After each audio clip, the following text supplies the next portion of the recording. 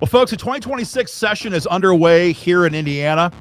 And if there's one thing we have to remember as gun owners, it's this. The Democrats are running wild because they know the RINOs who run the Republican caucuses are weak when it comes to defending our gun rights.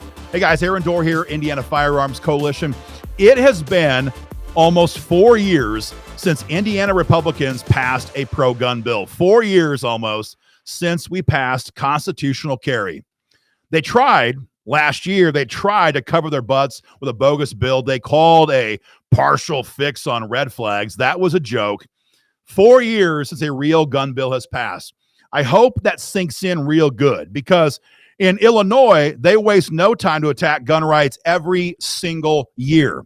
And it's the same in Wisconsin and every other state that has a Democrat in charge of some facet of their state government, but not here. Now, of course, our lieutenant governor has time to focus on trying to import Somalis into our state. And of course, the Senate found the time to kill President Trump's request for a new congressional map. But again, there's no time given to expand gun rights in our state. So it should not be a surprise that Democrats have now been emboldened, and we're seeing the result. Many gun control bills have been filed before session even began this year, and they're worse than bills we've seen in years past. Now, perhaps the worst bill of all right now is Senate Bill 82. I'm going to break it down for you guys because it is not a subtle attack. SB 82 is filed by Muslim Democrat State Senator Fady Qaddoura, and it blows a hole right through Indiana's firearm preemption law.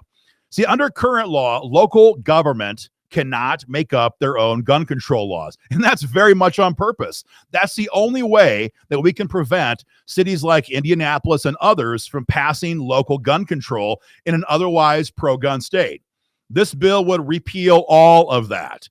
This bill allows Marion County in particular and Indianapolis in particular to impose their own local gun control laws on the citizens in the county and the city, separate from the laws that govern the rest of Indiana. Now, of course, the reason they'll tell us is to help control the violent crime problem we have in downtown Indy. But we all know why we have this problem. It's because Ryan Mears is a RINO piece of shit who will not put dangerous criminals in prison.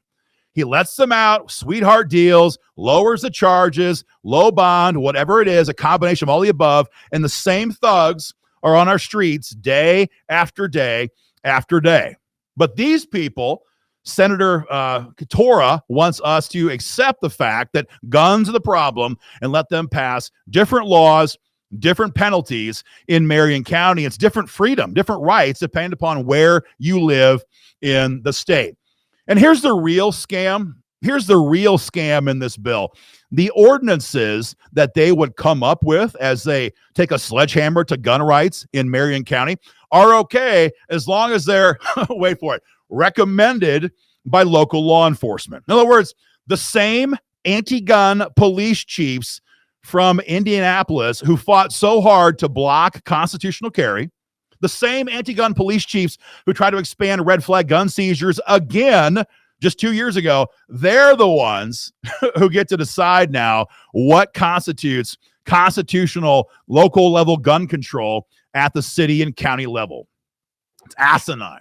We all know what this is going to result in. It's going to be local gun bans, local mag bans, local ammo restrictions, local safe storage mandates, sarcasm intended in case you're listening while you're driving, local concealed carry restrictions, and no doubt an attack on local gun shops. They'll try to run them out of town. We all know it. All of this enforced at the city level.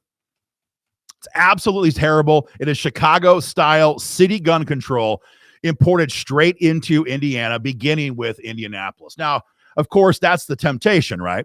If you live in a rural part of the state or a red part of the state, which is pretty much the same thing these days, it could be tempting to say, well, that's an Indy problem. It's not going to affect me. Well, first of all, that's not true because most of us go through Indy at some point in our day-to-day lives.